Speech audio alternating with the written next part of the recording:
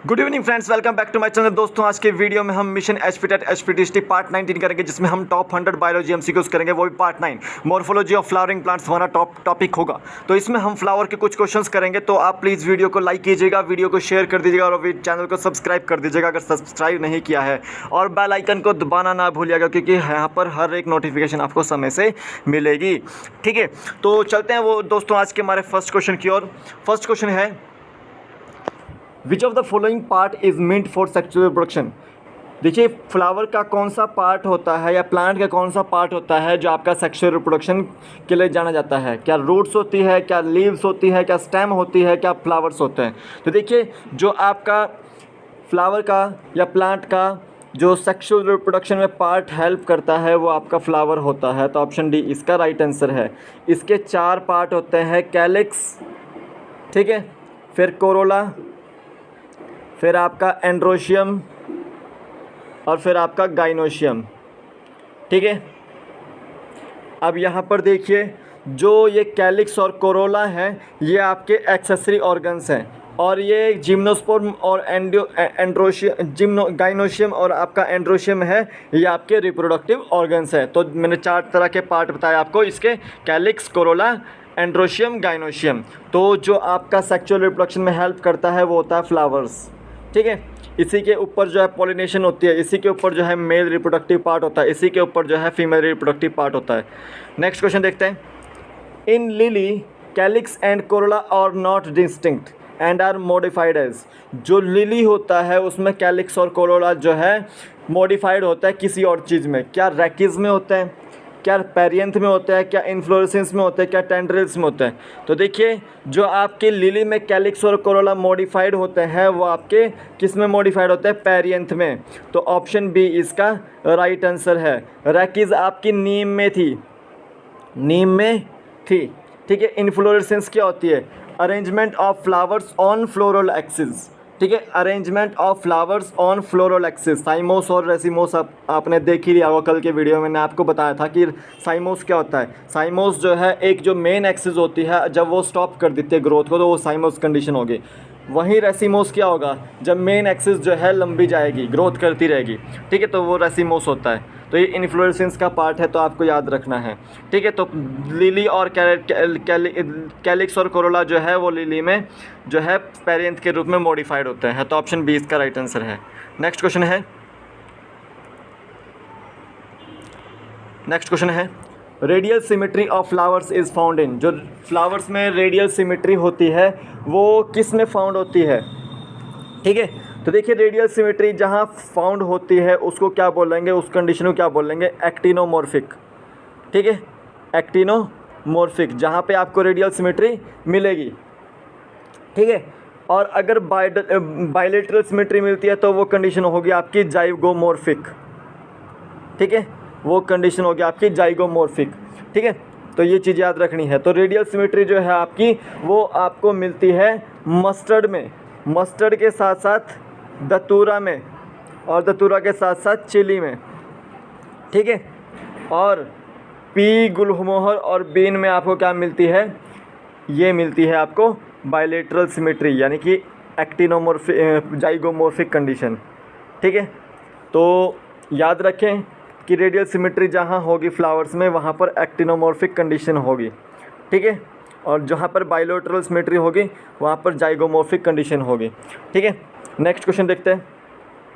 Next question है, the calyx is the outermost wall of the flower called as. जो calyx होता है flower का part है, कैलिक्स, कोरोला, एंड्रोशियम, गाइनोशियम। तो कैलिक्स जो है वो आउटर मोस्ट पार्ट होता है फ्लावर का, उसको क्या बोलते हैं, क्या पेटल बोलते हैं, क्या सेपल बोलते हैं, क्या स्टेमन बोलते हैं, क्या कार्पल बोलते हैं। तो देखिए, जो कैलिक्स होता है आपका उसको सेपल बोलते हैं, जो आपका ग्रीन कलर का पार्ट होता है।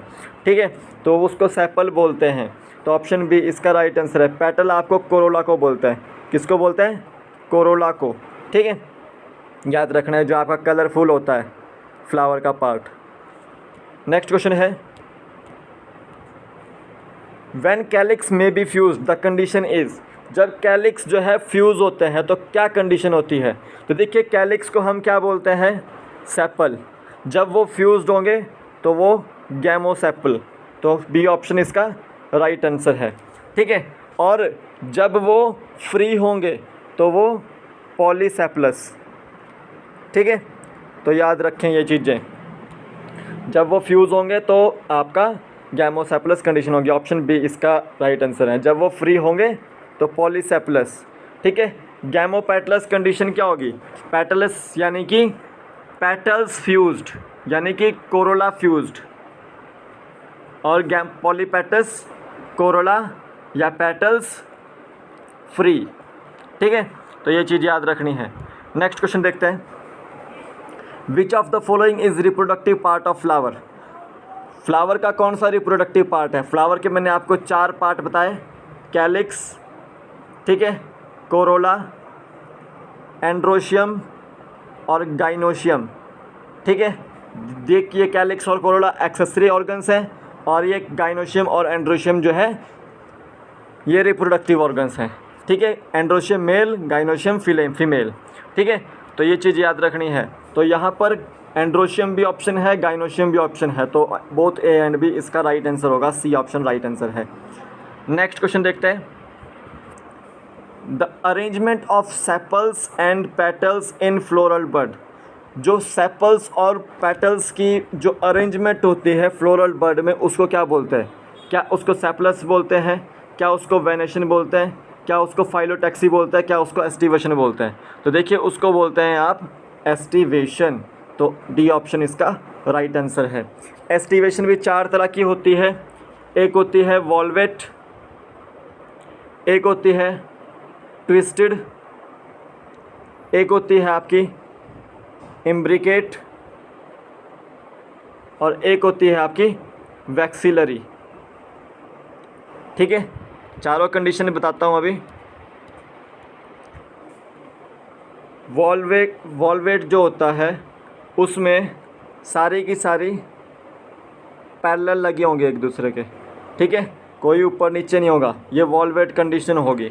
ठीक है, आपकी जो ट्विस्टेड कंडीशन होगी, एक ऊपर एक नीचे, एक ऊपर एक नीचे, एक ऊपर एक नीचे, ये ट्विस्टेड कंडीशन होगी आपकी।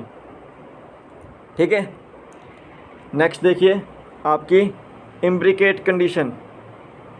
इम्ब्रिकेट कंडीशन में क्या होगा? एक पूरा ही अंदर होगा, एक यहाँ से अंदर बाहर, फिर एक पूरा अंदर और बाहर, और एक अंदर बाहर, और इस तरह से। ठीक है, 2 बाहर हैं ये वाले, ये 2 बाहर हैं, एक 3 अंदर बाहर है। ठीक है, तो ये इम्ब्रिकेट कंडीशन होगी। ठीक है, और आपका वैक्सिलरी कंडीशन कैसी होगी? वैक्सिलरी कंडीशन यहाँ पर देखिए कि एक बड़े वाला वो सबको कवर अप करेगा, 2 छोटे छोटे अंदर और उसके अंदर 2। ठीक है, ये वैक्सिलरी कंडीशन होती है। ठीक है, तो ये आपका एस्टिवेशन है, यानी कि आपके पेटल्स की अरेंजमेंट है या सेपल्स की अरेंजमेंट है। तो डी ऑप्शन इसका राइट आंसर है। नेक्स्ट क्वेश्चन देखते हैं। Stamen, stalk, filament and anther are part of which organ? जो स्टेमन, स्टॉक, फिलामेंट और एंथर होता है वो किस ऑर्गन के पार्ट हैं? क्या गाइनोशियम के हैं, क्या एंड्रोशियम के हैं, कोरोला के हैं, क्या कैलिक्स के हैं?